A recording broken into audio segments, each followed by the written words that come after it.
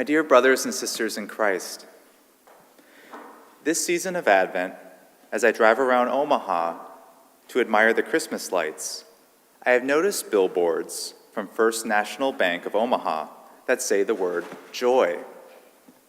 And whenever I see the word joy, I am reminded of a priest who once gave a talk about joy and how he used the letters J-O-Y as an acronym. He said, if you and I wish to truly embrace and experience joy in our lives, we are called to place the J, or Jesus, first in our lives, then the O, for others, second in our lives, and then finally the Y, for yourself. Joy as Jesus, others, yourself, in that order. This weekend, we light the pink or rose candle to symbolize the joy in anticipating the coming of Jesus into our lives.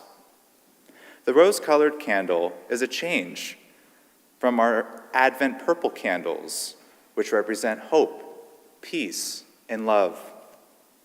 This candle of joy also reminds you and me that even in the 4 weeks of waiting for Christmas, God desires to bring joy into our lives as we wait for the coming of Christ during these gray and dark winter days. As our second reading from Paul to the Thessalonians states, we are invited by God to rejoice, to pray, and to give thanks.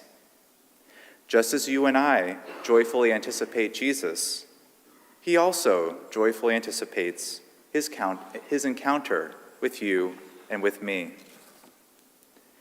While we are called to wait in joy, sometimes the thought of waiting may not always be that easy. Perhaps you are like me, in that sometimes you find a need to pray for patience. The idea of waiting joyfully may be difficult and inconvenient in a world today where many things are available to us at an instant. Many students who take tests online at school know of their grade as soon as they click submit. You and I can buy something from Amazon and have it shipped to our homes within the same day. We can even order ahead at a restaurant to pick up our food or have it delivered at a time that is convenient or desired for us. So aside from lighting a rose-colored candle for the 3rd week of Advent, how might you and I embrace this call to wait in joyful anticipation? Our gospel today introduces us to John the Baptist, the messenger who comes before the Jews and Levites to tell them that it is not he who is Christ, but that Christ is coming. When the Jews and Levites continue to ask him, "Who are you?" he replies by saying, "He is not Christ, nor Elijah, but John the Baptist, who is preparing with joy for the coming of Christ by baptizing those around him."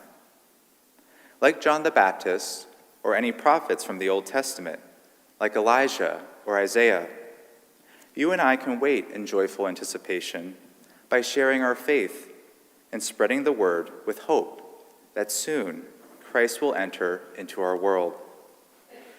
John the Baptist recognizes and embraces joy by helping the Jews and Levites to ready themselves for the coming of Jesus.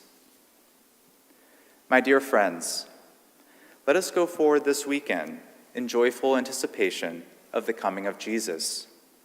Let us be reminded of the call that is embraced by John the Baptist to embrace joy by placing Jesus first, others second, and then care for ourselves as we continue journeying through this Advent season.